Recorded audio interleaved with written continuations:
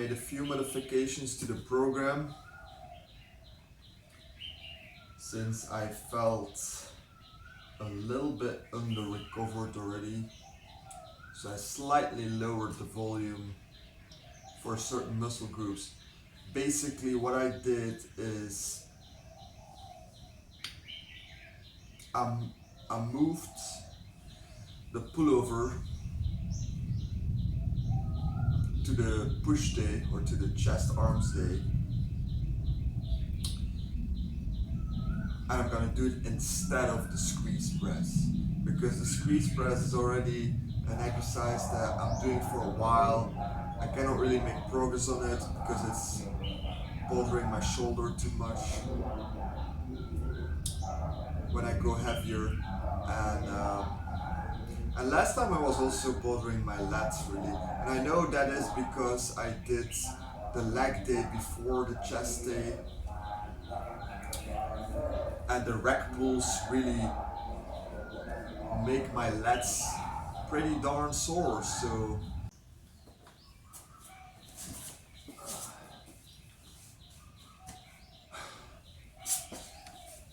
So as I was saying, the rack pull made my lats pretty sore, and that translated into an excessive tension the next day when I was doing squeeze press.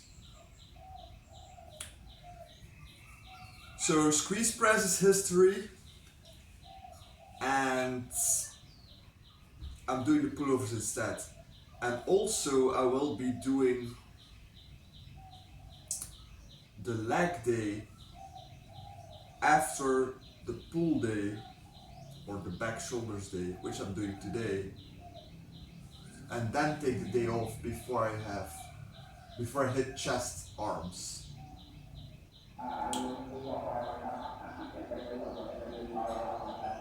So today we're training back shoulders, tomorrow we're training legs, then it's an off day, and then I start over with the same cycle again. So it's basically 4 training days and 1 off day. So chest, arms, then assistance, which is basically, yeah, it's mainly lower body and abs, and neck, of course.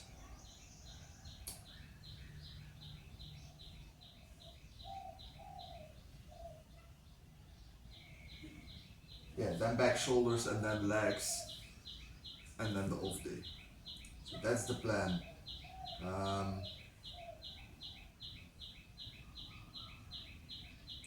So now the volume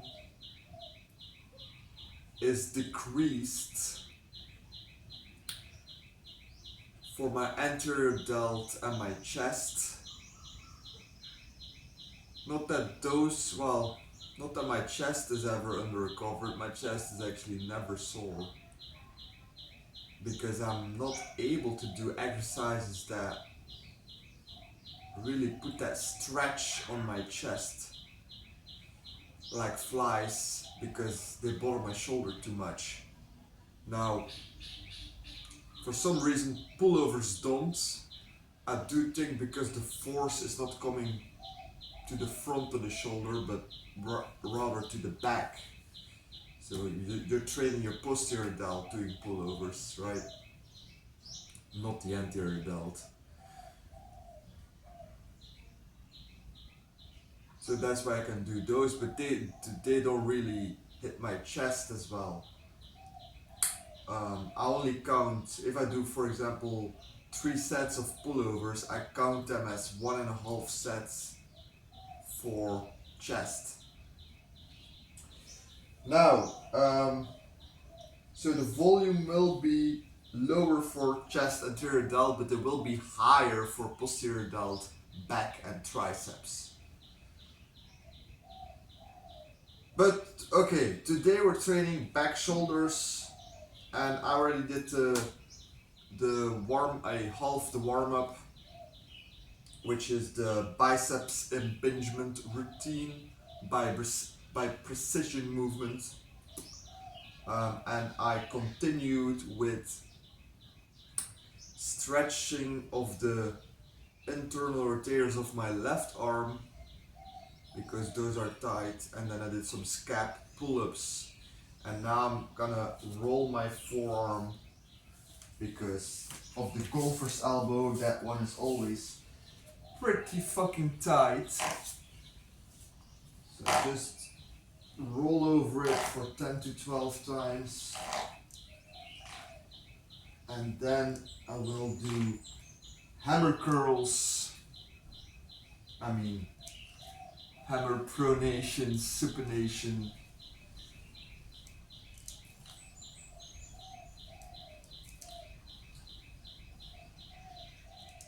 Okay.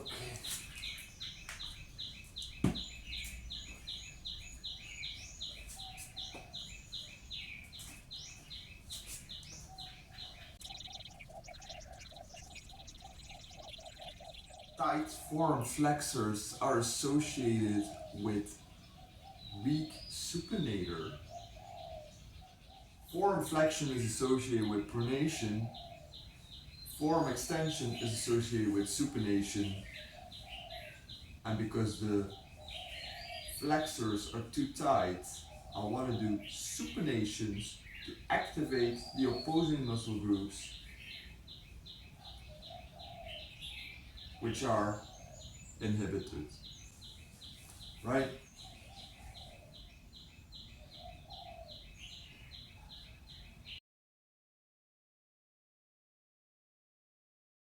Okay, first exercise is pull-ups with neutral grip.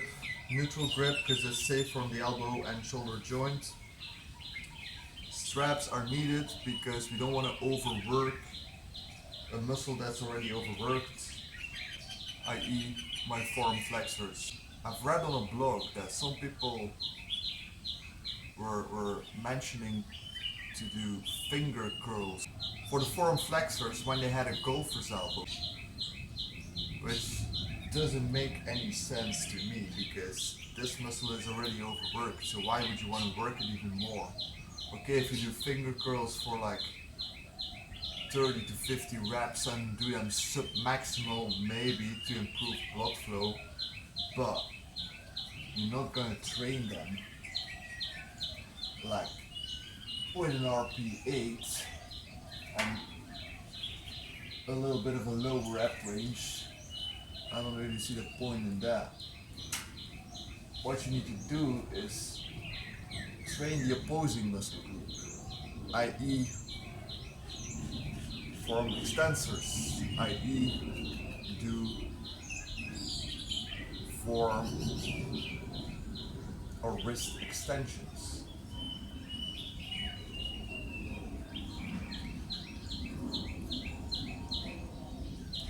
Okay, enough talking. First exercise.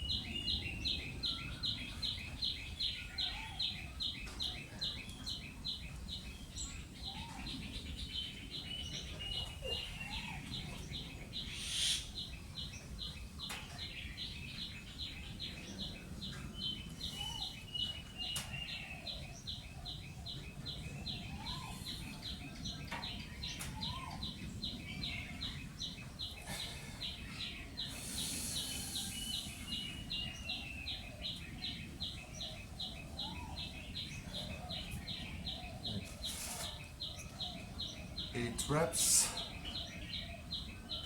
at an RP 6 to 7, I would say. Woke up with a headache today.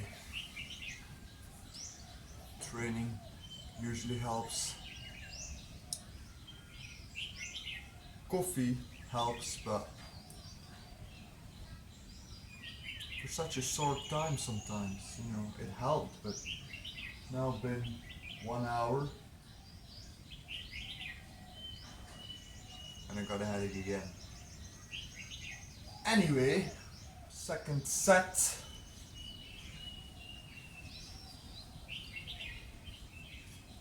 Six to 8 reps and an RP6 preferably.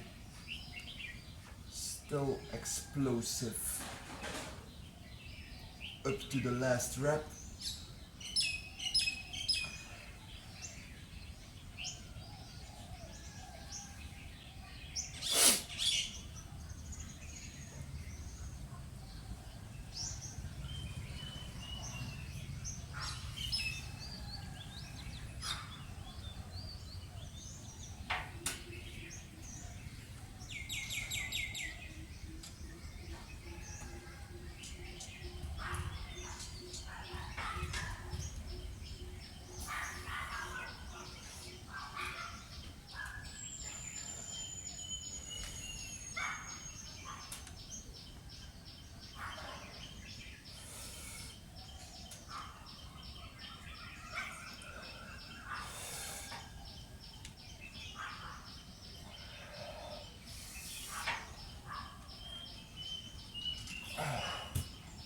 Alright, 8 reps.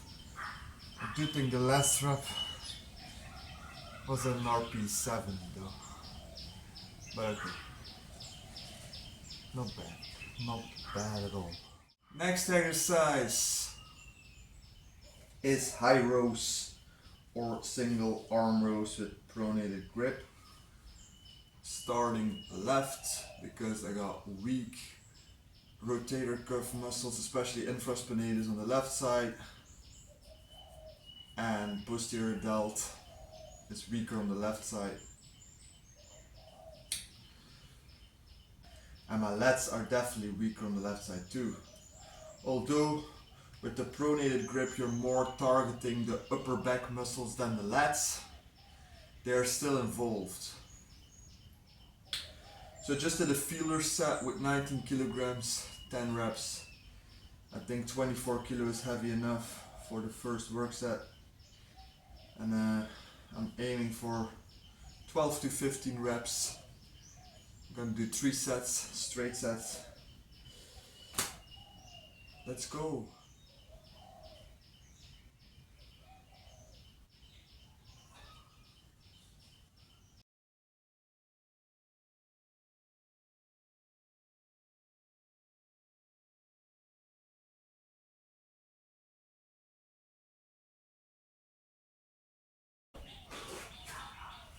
Okay.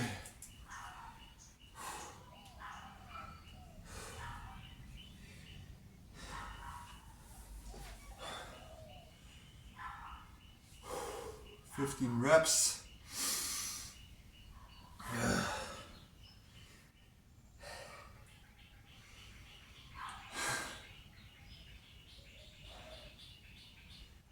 It's harder than it looks like.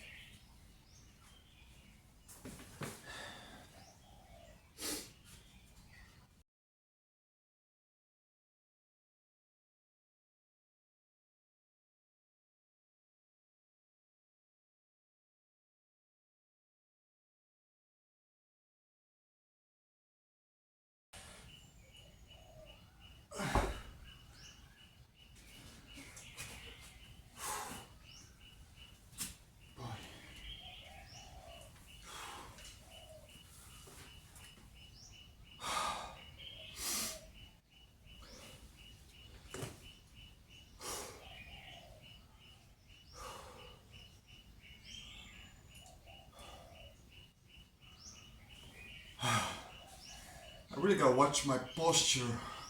I'm always sitting with that forward rounded shoulder posture.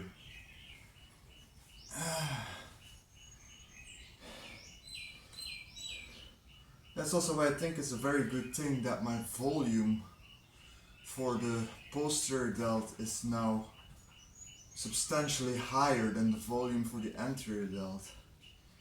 Because really, I've always been training the same volume for both muscle groups around about.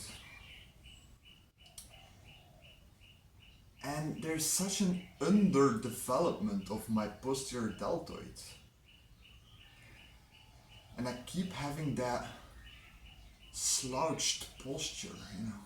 It's so hard. I constantly have to remind myself to sit up straight. It's like I constantly, actively have to retract my shoulder blades. Can't be right, can it?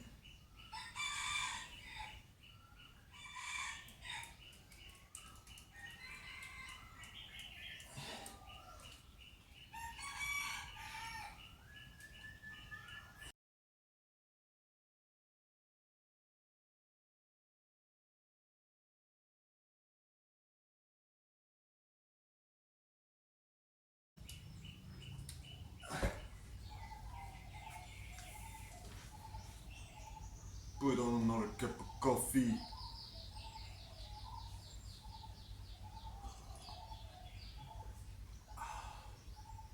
Yeah, that helps for my headache.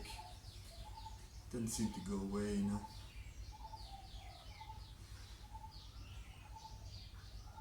And I'm fully hydrated. It's not that.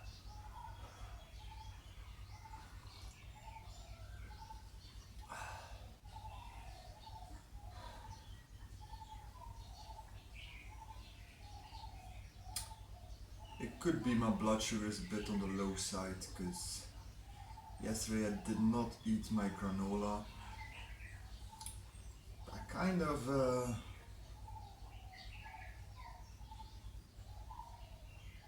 don't want to eat granola anymore. It's too many times that it makes me feel fucked up. Just too much sugar in that. I don't know. I eat only half a cup when I do, but I don't believe oats are really that healthy, quite frankly. There's plenty of times I had bad reactions to oats. Maybe it's the FODMAPs or whatnot, but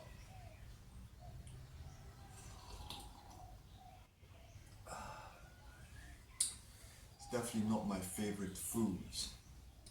Now, let's get on with exercise number 3. Arnold side laterals, Mayo rep set style.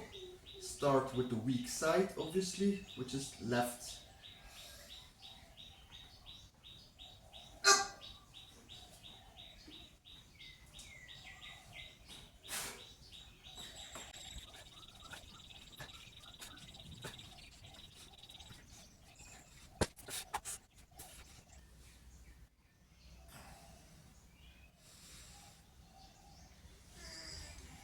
Oh, 14.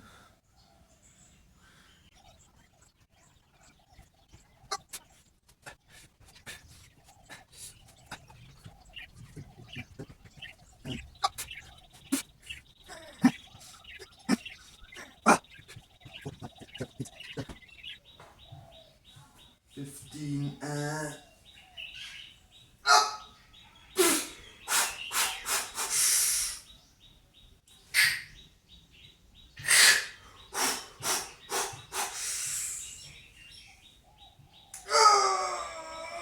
come on, come on. Oh, shit. Oh, okay. Alright. Not bad.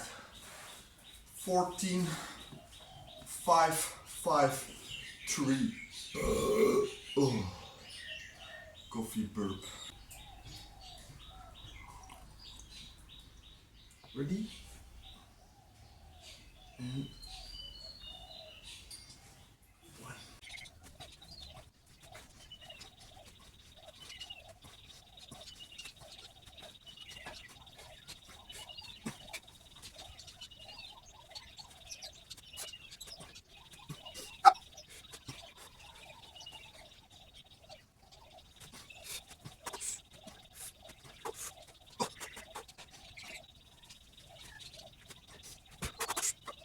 5,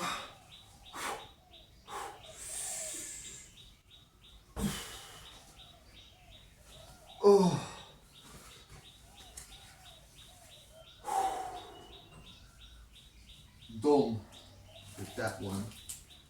Sometimes all you need is a second cup of coffee. We're doing shrugs, supersetted with Arnold press. And I do drop sets. So it's like a, well, no, that's not true actually. You cannot do drop sets and supersets at the same time. But I'll be doing down sets for the shrugs. And I will be supersetting them with the Arnold press.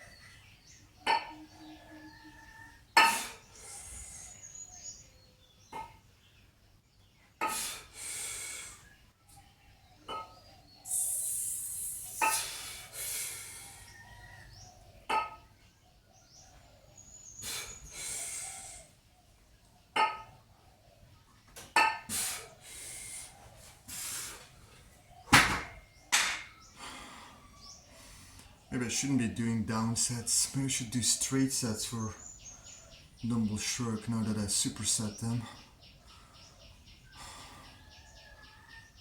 But okay, let's stick to the plan. See what that gives.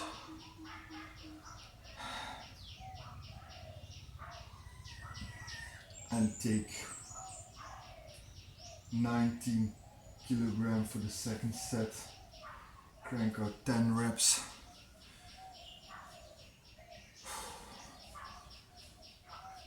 Okay, because after all, those Arnold presses are also hitting the traps a little.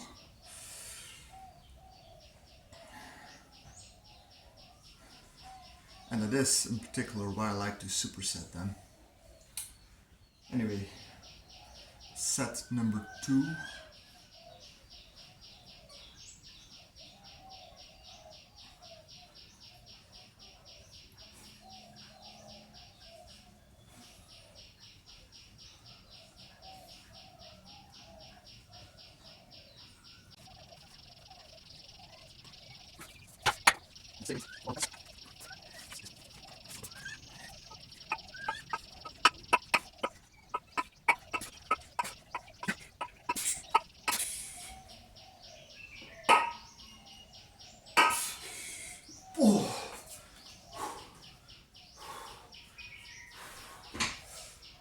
For the shrugs, the weight goes down, thus the rep goes up, the reps go up. And for the Arnold press, the weight remains the same, thus the reps go down.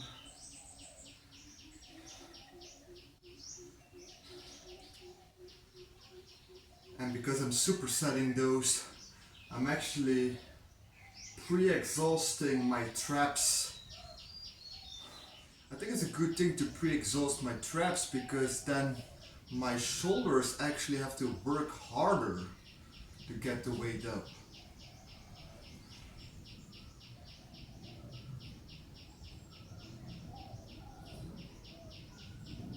On the other hand, normally you pre-exhaust the muscle in order to train that muscle harder.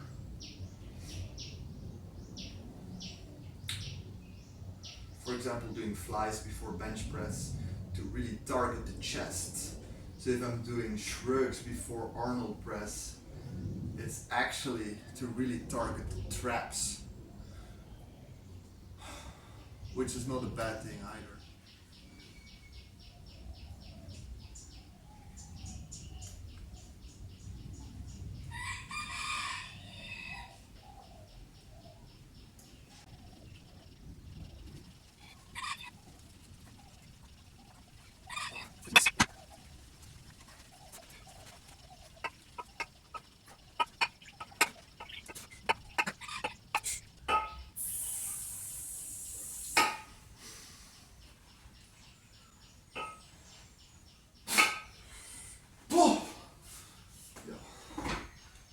That's enough. 10 reps. Oh, I think we're done. Oh no, I still have to do reverse wrist curls because I moved those to this day as I want to do TBR raises instead on my assistance day. Superset it with the seated calf raise.